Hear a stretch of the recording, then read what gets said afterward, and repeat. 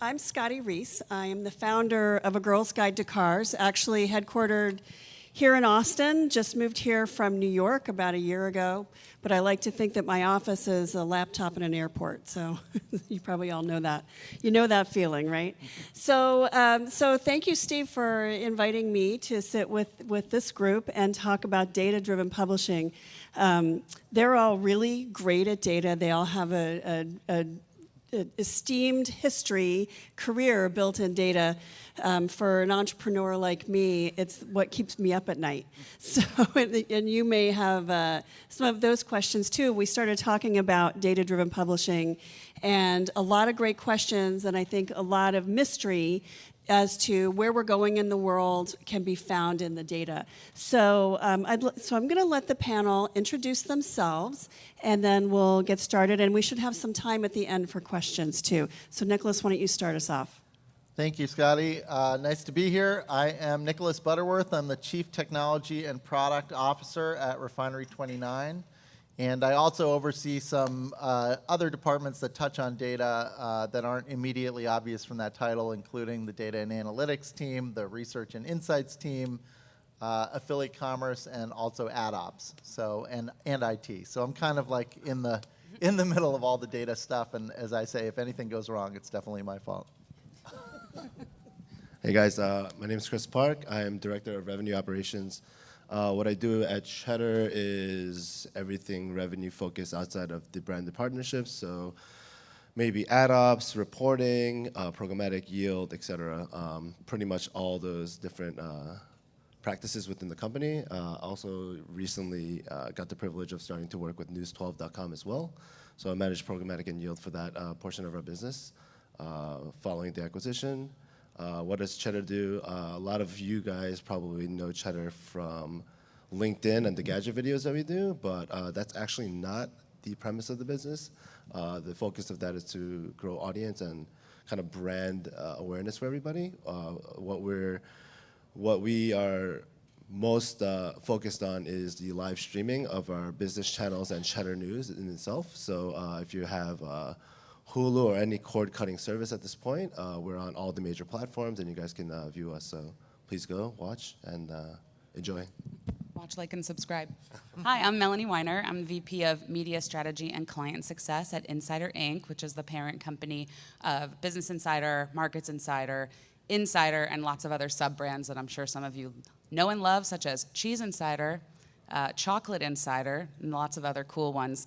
My role is sort of at the intersection of sales, marketing, and operations, but I specifically, day-to-day, I manage two teams. One is on the pre-sales side of the revenue-supported, advertising-supported business, so in charge of pricing, packaging, and working on all the RFPs that come in, and that's both for PG deals as well as direct. And the other team I manage is called Client Services, and they're sort of our account managers, so any IO that comes in through the door, they're sort of hand-holding the client and making sure that everything is a success and that we get renewals from them at the end of the day. And I also work on other monetization initiatives, so that's a little bit outside of my day-to-day realm, but anything revenue, call me. Thank you. So what is data-driven publishing? That's a really good question, and I think maybe that's where we should start. So tell us, each of you tell us what data-driven publishing is to you and to your organization. What does it matter? What does it mean to your organization? So I guess first and foremost for us, it's about getting high-quality data in an actionable form into the hands of decision makers, human decision makers inside the company. So that's like different functions and different lines of business that all need access to metrics on what's going on, events that are happening, both on platform and off platform, so that they can make decisions. So that could be content, it could be ad sales, it could be marketing, it could be product, and in fact it is all of those. And then I guess the second piece of data is the automation of decisioning in our systems that uses data. That still is primarily for us around advertising, but increasingly we're looking at other places where we can deploy automation sort of within the systems of Refinery. And then I guess like the last thing for us is about trying to bring different data sources together, and that's I think where you're able to pull them all into an environment, call it a warehouse or a lake, where you're then able to draw new insights that are generated from multiple data sources. That's kind of the holy grail, and that's when you feel like you're getting something special. So data-driven publishing, what does it mean to me? I mean, my job's premise is data, so I wouldn't have work unless I had data to work with. To how I think about publishing and data is, I think it's, not to rip off of what Nicholas said, but it's really making informed decisions on everything that you do within your ad density within the page, may it be revenue structuring, maybe rate cards, et cetera. Like everything should be backed by data and not based on a hit, like a hunch that you have. And a lot of that really does have to do with combining data and ensuring that you're kind of ahead of the things that will happen in the future of the business as opposed to being reactive. So I think proactivity and kind of forecasting and getting ahead of things that will occur is the direction that I'm kind of going towards with the being data-backed and looking into publishing. So I guess it would be proactive usage of the data would be kind of where I'm at right now. I'll just give a big yes and to all of that, but I'll add to that I think for us, and maybe for me myself just in my career and what I've observed and other places I've worked is taking risks. Obviously in digital, we kind of don't know where the future is. Obviously we have signs that give us an inkling, but we don't really know where things are headed, so I think you have to take risks, and I think that's one thing that we do as a publisher. And I think so. Obviously, we use a bit of instinct, a bit of past experience, and a bit of data to inform the risks that we take, and then we use the data we gather from those risks to inform whether or not we keep going or we pivot to something else before it becomes, total in the red zone type of initiative. So I would say that's kind of how I would perceive data-driven publishing in terms of how we use it. Yeah. So you all represent relatively young companies, but didn't start there clearly. But thinking about the organization that you work for now, data informs or really impacts two different sides of that business. There's the content side and the revenue side, right? So thinking about the content side for a minute, how has data changed the content journey, starting with Refinery 29? What do you see in the data that impacts how you shape the content for your audience? So we have an insights and analytics team that does a lot of reporting on the insights that we're gathering and the numbers that we're seeing for content, and then it's really up to our amazing content strategists and editors to decide what kind of content they're going to make. But they're definitely informed. You see trends in terms of topics that people are responding to. We also look at what audiences are looking at our content. We're very committed to having a diverse audience, so we look at what information we have about, for example, we launched a channel called Unbothered that's for African American millennial women. We look to see what content is resonating with that audience because we want to develop it. We also look at sources of traffic so that when we're making content, we're thinking about where that audience will be. So obviously, as a publisher, you're trying to balance kind of organic traffic direct to .com with search traffic, with distribution on platforms and referrals from Facebook, et cetera. So that's kind of another piece of it. And then we also look at insights that we can gather from other people. So we have like a research and insights group that supports both sales and editorial that will look at what's kind of out there in the marketplace about trends among our audience, Gen Z and millennial women. And then I guess the last piece that we have is some proprietary research that we do. So we have a panel of Refinery 29 super fans that we go to, and we do both qualitative and quantitative surveys. And those, again, support both the sales side and the content side. So our content team has the ability to say, we're interested in intersectionality, and we want to find out what our audience thinks about it, and then we'll go out and work with them to develop sort of what we're looking for and go out and field the survey and come back with proprietary results. So in terms of data-driven content, I'll be as honest as possible. In terms of what Cheddar does, since it's live streaming news, we're always kind of scrambling to make content, if that makes sense. So to make content based on the demands of revenue and data and what actually drives users, it's a bit tough right now because as young as we are, again, it's just live news. We need to get guests in and just it's not, I wouldn't say just fill the time, but to be efficiently using that time as much as possible. I mean, in terms of like how we do think about it in terms of social and audience growth, I'm speaking in behalf of somebody that I work with, but a lot of times that the research that we do around that is, you know, like the social videos that you see on LinkedIn, it really just depends on kind of, that one is a little less data driven because it's more pump out the content and see what happens, if that makes sense. So it's post-release data, if you want to say, but that's kind of where a lot of the strategy from the audience development really came from, because we saw that the text video really works with audiences, and that's where a lot of the bread and butter for the audience development occurs right now. But the short of it is not so much at the moment, but would love to do that in the future. I definitely have some more to add to that, and I think, you know, we use data to inform our content strategy in so many ways. I think I could probably spend an entire week talking about it, and I'm not even qualified to talk about it from all aspects, but that's how much I have to say. But a couple key things maybe I'll focus on. Well, one example is, so Insider, the brand Insider, obviously that's our umbrella brand, but Insider itself started as just like an experiment on social. So we created a little channel on Facebook, and we decided to post sort of more lifestyle, adventure, food content and see what happens. And well, lo and behold, there was a huge audience there, so we ended up putting more and more resources behind that, and now that's sort of a huge brand for us, and it's something that we're putting a lot more resources into building out. So I think that's one thing we do a lot, is we sort of like test and experiment and then put more resources into those areas. Another thing too is we look at where our audience is and what they're reading, what they're consuming, how they're consuming, and that informs how we publish content, how we structure stories, where graphics appear on the page, how many, you know, lines in a paragraph, where you put in ads. So we're kind of iterating that all of the time, and I would say that our strategy is really iterative. We constantly will gather data and keep changing things so that our audience is happy and that we're monetizing our content well. Do you still look at data on those social channels? Oh, yes. Yes, we do. Tell us what that looks like. What do you look at? What do you look for? And what causes you to make a change? What's compelling?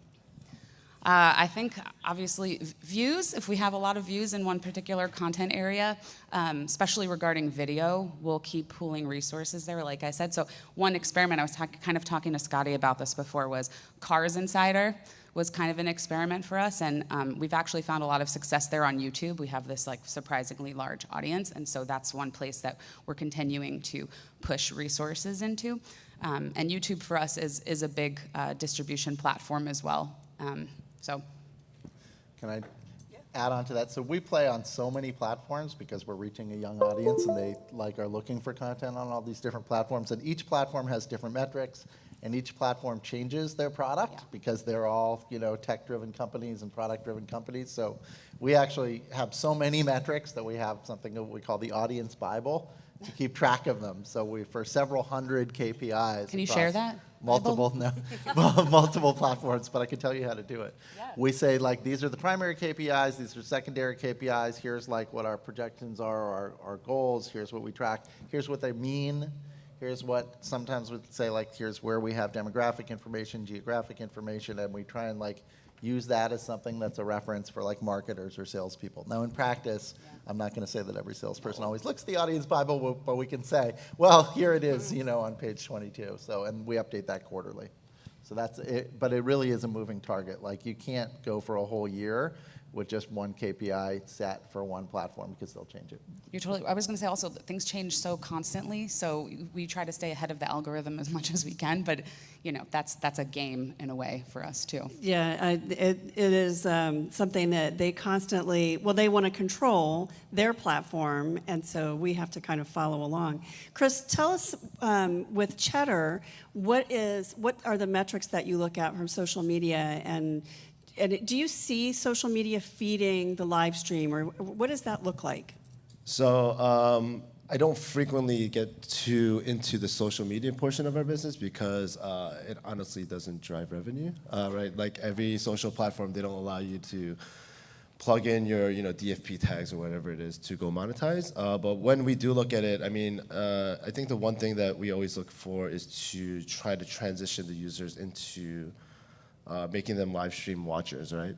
The one thing that's difficult with what we do right now is that our social platform is more known for the gadget videos and things of that nature, but we've just created a new portion of our website, which is less visited than others, but where it focuses specifically on gadget videos. It focuses on also like almost like how things are made and things of that nature. So a lot of what we look at in social is trying to see the number of users that we can transfer over to site visitors. And that frequently doesn't work so well because people kind of, the visiting patterns between the different platforms is completely different, right? When you're on YouTube, you're kind of just there to consume things, and it's a playlist style video. And when you go on site, it's a little bit different where people are more focused to kind of just be on cheddar.com only, as opposed to having multiple publishers there. So that's generally what we look at, but I'm kind of speaking on behalf of somebody else, but that's the extent of what we do look at data, and I'm sorry if my counterpart doesn't agree with me, but that's to the extent of what I understand that we look at social.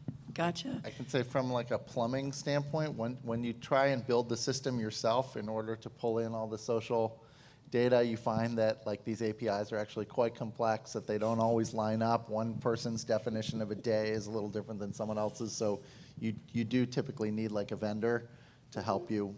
I think it's like very wise to get somebody to help you with like pre-built connectors that already know about the Instagram or the Facebook APIs, and that if there are changes, then they're going to support the changes. Yeah, I find that tracking social media data is, can be quite the black hole of time. So let's talk about data and how it has impacted revenue. So 3 relatively young companies. Give us some insight as to the data path or the data journey that has been impactful, and maybe even a surprise, something maybe that's been a little surprising. Start? Since you're on the revenue side. Me, yeah. Well, one big initiative for us this year was we onboarded a brand new DMP, so that meant moving all of our data segments from one place to another and making them more and more robust. And then, obviously, from an RFP response standpoint, building data segments that are going to answer what our clients are looking for and provide them with audiences that they're seeking, and come up with really cool, I guess, audiences that we can sell them as well proactively. So I think that's something we've been focusing a lot on, and I think, now that I feel like we're pretty settled in our new DMP, we're trying to kind of build out more from there. And the fact that we keep talking about the term cookieless, that everything is going cookieless, we're really trying to make sure that we're ahead of the curve on that, and that we're setting ourselves up for success in the future, if that eventually is a thing, which it seems like it will be. So that's one way we're doing that. So I think we're selling a lot of data in that regard. And yeah, that's one thing I got now. I think in terms of using data in that respect, like a lot of what I have to do at the company is really just focus on how programmatic impacts revenue overall. The thing that everyone kind of believes is that you plug in more partners, and you increase revenue. But the thing that is it's old news now, but that I actually had firsthand experience pretty heavily on this portion of my career is seeing is that the more partners you do include, depending on the plug, and even from like a server-to-server perspective, can actually definitely slow things down. So you'd expect that from a server-to-server connection that things don't slow down. But you will actually see response times go down if you don't actually feather it properly. So you do have to be super mindful about where you're plugging in people, how they're being plugged in, and their response times to the page, because your ad load can go from a second to like 6 in a heartbeat. And then peeling that back is actually a much more painful exercise than anybody would think, because once your senior management is privy to the information on how much revenue potential there is in the market, it's hard kind of peeling that back in the sense of keeping the user experience integrity in place. So that's something that I found was a bit intriguing, because everyone thinks that server-side connections is like the future and it's so fast and things of that nature, but once they stop responding because things are timing out on their end, it turns into a bit of it's almost like a completely blinded experience where you just have to test things in and out. So that A/B test has been mind-blowing in a bit because it's really hard to get to the data that's actually the things that are occurring behind that data. So that's been a bit painful, to be honest, but new learning experience for sure. Treat all third-party APIs with skepticism until they prove themselves. And yeah, I think for all bid managers, whether they're header or server, you want to be impatient, let's say. Don't wait around for too long before you move on to the next. For us, I'll tell a story. Like sometimes I think for Refinery, because we have like a really strong, storytelling component and branding component, we're very premium. So we do a lot of direct sold. So a lot of our historic ad sales revenue wasn't necessarily data dependent, but the world is changing around us. And so even when we're not doing programmatic, that's now affecting like how we offer solutions to clients. So I'll tell a little story that happened this year. We had a client that was doing just 100% share of voice sponsorship on a content section of the site. And performance was great, they were getting lots of traffic, but then they came to us and said, actually what we want to do is we have this one psychographic segment that we wanted to be targeting, and we want to target them on the site, and we also want to know who else is using the site. And you need to change kind of like how you're delivering this midstream, because that's what we're looking for. We said, okay, we can help you. So we used our DMP, and we actually built a psychographic lookalike model of our own to match the segment that they were looking for. Then we targeted creative based on that, and that was like almost like a mini waterfall for them, so that they could track like people that matched on their segment, and then we also served different creative to everyone that wasn't already in the segment. So it's almost like running both like retargeting and prospecting within the same kind of a universe. And then on post, we used QuantCast, which is a product that we added this year, to like report on the psychographic characteristics of all the people that were coming to the section. So we were using basically different kinds of data sources, not all totally linked. We weren't actually taking their first-party data and putting it in, but we're trying to like align the profile of the customer, the consumer groups that we were looking for in all these different systems, so that we could have consistent reporting and show the value that we were already delivering. So we didn't actually change like the section or the content or anything, but we like adjusted the way that we were delivering ads and some of the data that we were reporting back, and I think like discovered and proved a lot more value. And so what was the outcome? Happy client. Did they change what their approach is with Refinery 29? Did they build out an ask for different sections or different? In that case, it was just really like modifying midstream what we were delivering to show the value that was already there, but obviously it helped the relationship. I would say in general, though, like this is a world that all of us as publishers that are kind of, this also thematic to what was discussed before, living in a world where Google and Facebook have more data, right? I can tell you we're not going to have the same level of first-party data as Facebook, but we want to take everything that we can do to show the value that we can deliver in terms of deeper insight and awareness about our audience, and then combine that with our real strong suit that we're the best in the world at, which is telling a story that motivates this audience and that this audience believes in. So I think like the data-driven publisher is really about that, trying to make that marriage happen, so that and then from just a marketer perspective, you can think of it as, I want to have the through line that connects my top of the funnel, stuff into the mid funnel stuff, and then ultimately into the performance stuff. So clearly there was an initial premise that then transitioned based on this ask of this client. So Chris, tell us with Cheddar, how have things changed in terms of revenue goals or the revenue journey since the early days, which weren't that long ago, and how has data impacted that? So what have you learned in your data journey that's changed whether it's actually how you're earning income now or what the goals are for the future? Sure. So I mean, I want to walk back a little bit and just kind of rephrase what I said before. I don't think that server-side connections and all that was really the issue. What I was kind of trying to speak about before is impacting revenue with putting more and more tech on without really looking backwards. because what I did was, and I'll be very honest about it, I've put in a lot of tech into the pages that we have, and without looking back really, and then now that things are slow, it's a painful exercise to move forward. Regarding what you're saying, I think our revenue strategy really has been more on the branded side of things. So if you look at Cheddar, and you'll see that within our segments, they'll have like a little, the area within the ticker itself, or the banner on the bottom, you'll see there's E-Trade or somebody, and they'll speak for about a few minutes regarding a certain topic. So that's the real bread and butter of what Cheddar does. In terms of my purview directly with programmatic and things of that nature, our next steps on overall monetization has definitely changed once I joined the organization, because we've now realized that we can monetize on our slots and spots, and we are focused on doing that mainly because branded, you can only push it to a certain degree because there's content creation and things of that nature.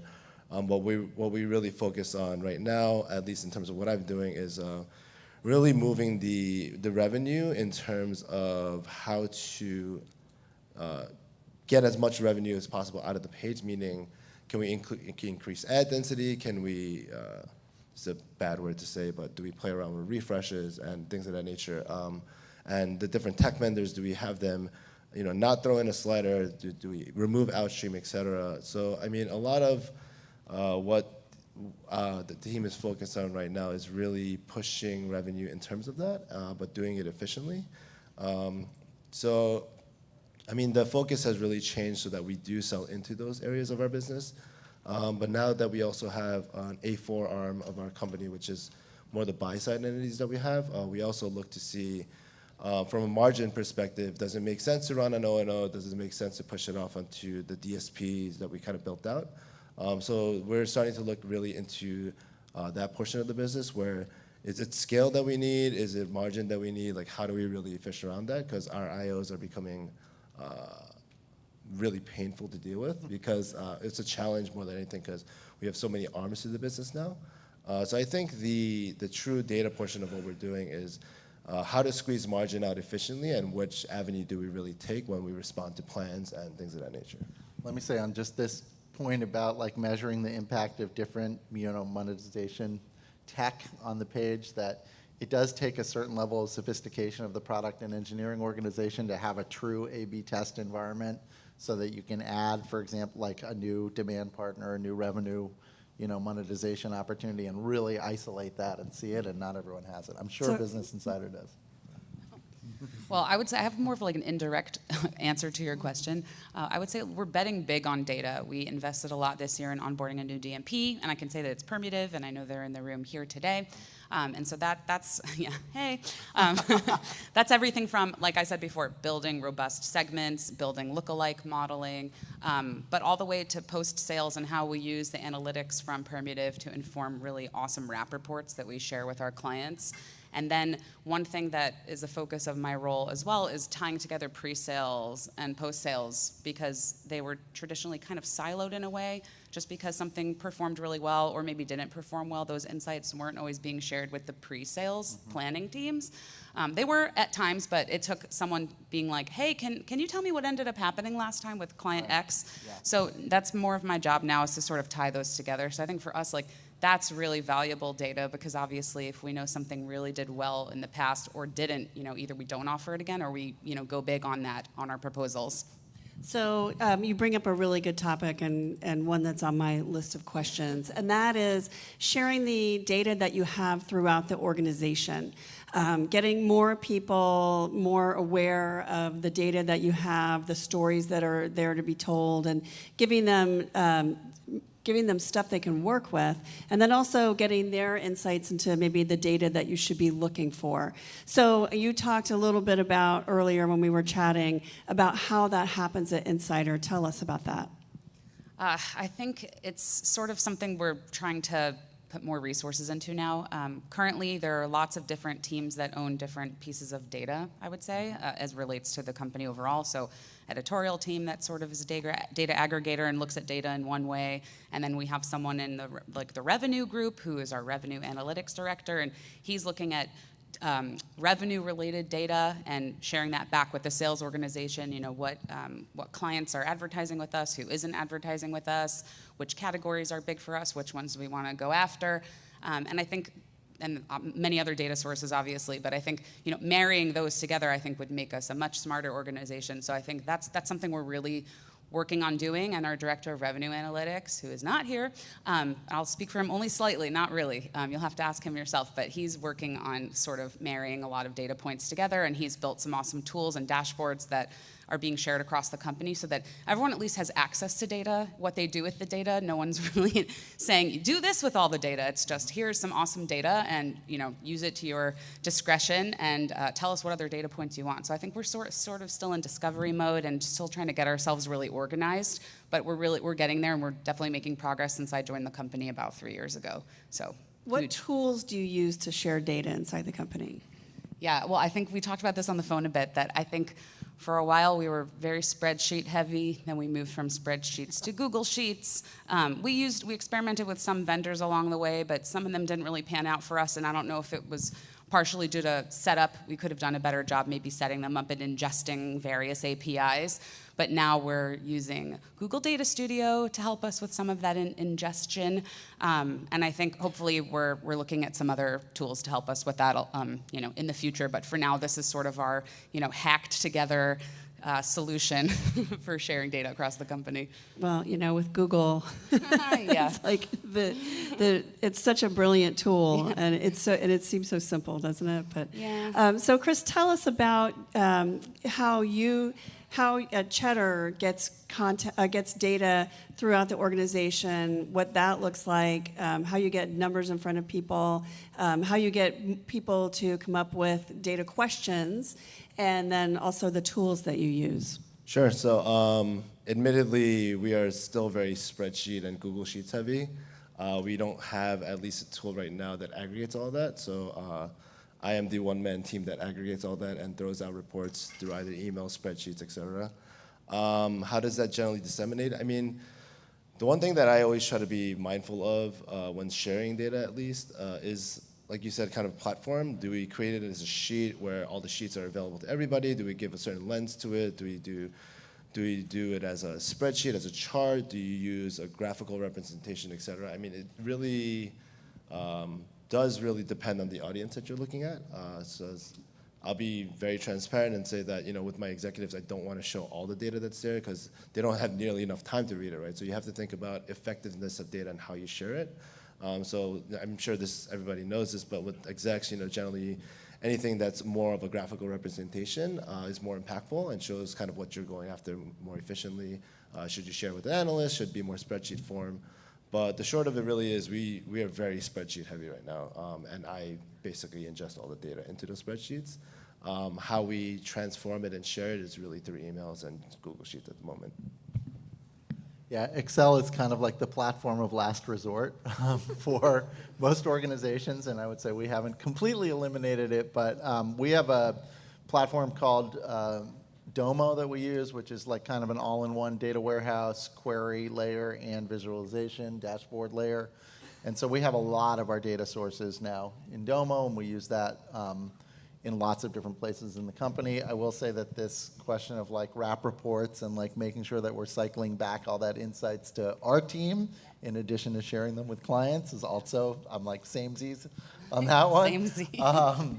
One thing with Domo and sort of on this theme of like data versus insights, just as like in product and engineering, I always believe that there are never enough engineers for all the requests that people have.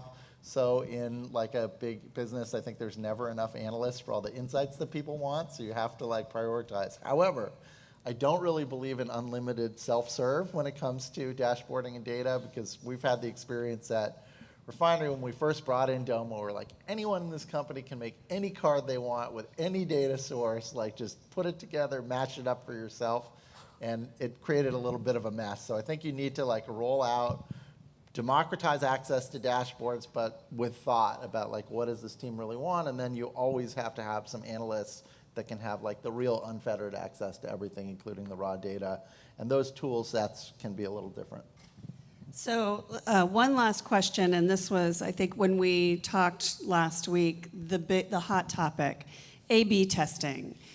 These guys got so excited about A/B testing. So talk a little bit about your approach, and maybe give us an example of something that you learned through A/B testing that changed the trajectory or the journey of the organization.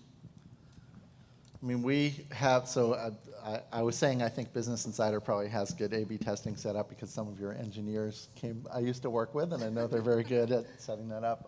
But we had, at Time Inc., we wouldn't launch any new product, for example, where I was before, where Chris was. We wouldn't launch any new front-end product without measuring viewable impressions per session, for example, in addition to like SEO and page performance. So that's something that now we're doing at Refinery. Also, like we're about to roll out a new mobile version of our homepage, and so we've like set a KPI, measured that KPI, done through A/B testing. It's a pain in the neck because when you commit to doing that, now you actually have to live or die by the data, and then you have to make sure that your test environments are clean, that you're really isolating the impact, that there aren't other things that are clouding it, that you're testing one thing at a time. But once you get up to that level where you're able to sort of always be running experiments, at least on the front end with product, then you can essentially think of like everything that you do as an experiment. You're always having hypotheses, you're always testing them, and you're always improving. But it takes a big investment. Was there anything at Refinery that was a fundamental change that came out of A/B testing? There's a lot. I mean, we're about to relaunch the homepage based on a lot of insights from A/B testing, so I would say that's pretty big. Can't wait to see it. A mobile homepage. So in terms of A/B testing, when you think programmatic, generally people either A/B test or they don't, right? There's no in between. So how we kind of measure that is we have randomized key values kind of fire out of the page, and we can ingest those and look at, is a certain setup more profitable, is it not, does it slow the page down, does it not? The tough part about A/B testing that we always try to overcome is marrying both revenue data and page analytics together, because that's super tough exercise because there's not a lot of platforms that can do that. Yeah. But you kind of take a best guess approach at that portion because it's hard to get that data to feed into analytics without having some type of fuzzy data in there. But in terms of A/B testing, like a lot of the decisions that we make to add partners and to test is based really upon those randomized key values. In terms of page analytics and kind of what we've done on the product side, we have a site that a lot of people don't know that we own, which is Rate My Professors. Actually, the main reason why I'm at Cheddar. The one test that we did is there's a feature that we're rolling out that's called Related Professors. And we did an A/B test against that where we actually were able to marry all the data together because we had all the analytics and DFP data kind of flowing into the Google Analytics tool. And we did see that, I think it was like page views per session data on users that were exposed to it went from somewhere in the ballpark of like 3.5 to 10.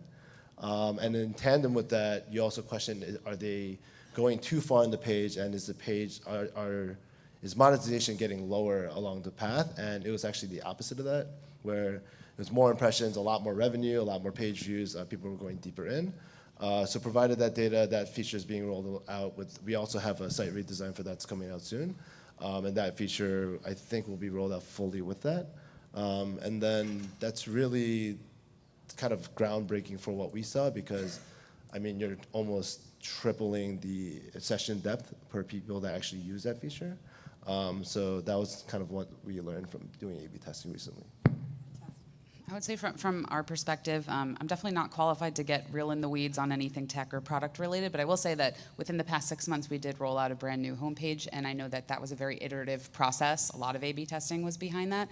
But one thing I can speak to from the revenue side of the organization, how we do a lot of A/B testing is just one example is with our custom content and how we're sort of surfacing content throughout our site. And we do a lot of headline testing, image testing to see what performs well. And hopefully that will end up driving more engagements on site. And so that's one way in which we do that.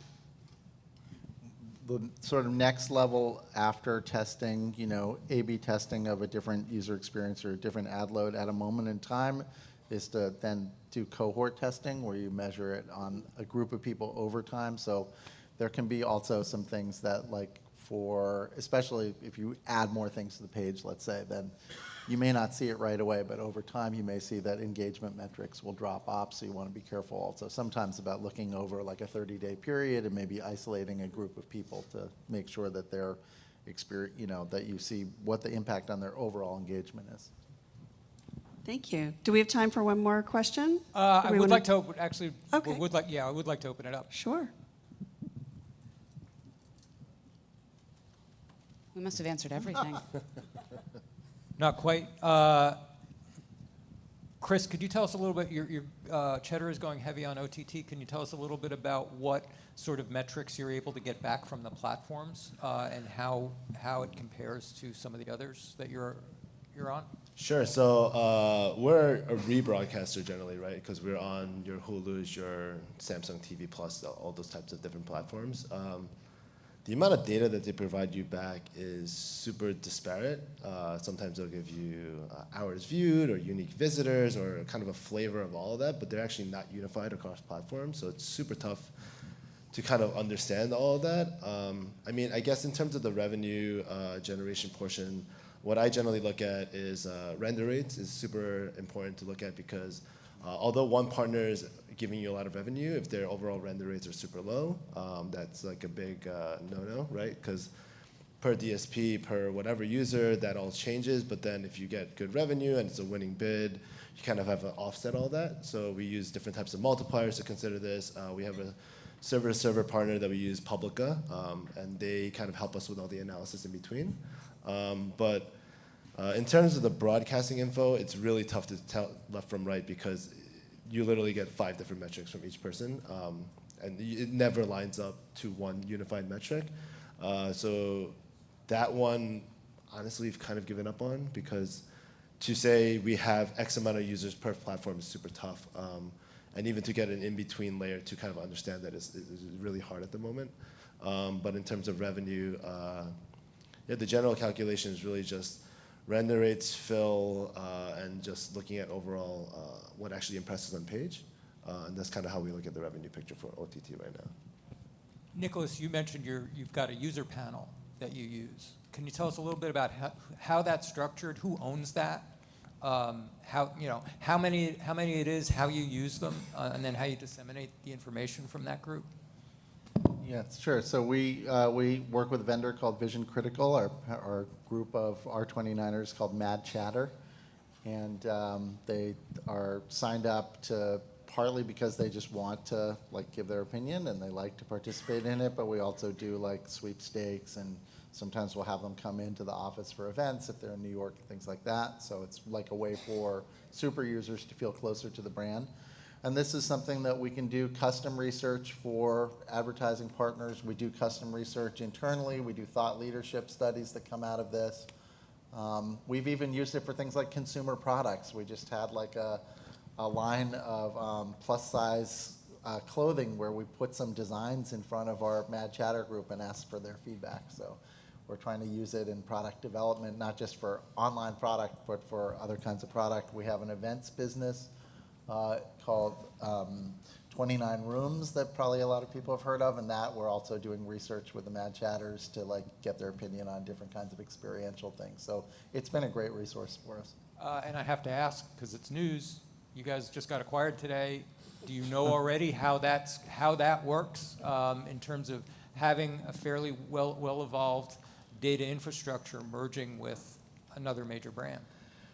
So yeah, we announced that we've agreed to merge with Vice Media. Obviously, I don't have a lot to say besides what is in the newspaper, but it's super exciting. I would say that Vice also is a sophisticated technology company. We both target a youth audience. We both have multiple lines of business. So do you have a similar data? I mean, in terms of data and the ways in which you've structured data internally, is it two different cultures and two different infrastructures that you're going to have to merge to? I think that the two companies are actually pretty well aligned already, but obviously anytime you bring together multiple organizations and multiple brands, Chris and I used to work on a family of 25 brands together at Time Inc., so there's going to be some integration work to be done, but we're super excited about it. We're going to move this to a round table in a second. But Scotty, panel, thank you so much. That was really interesting. We are, John.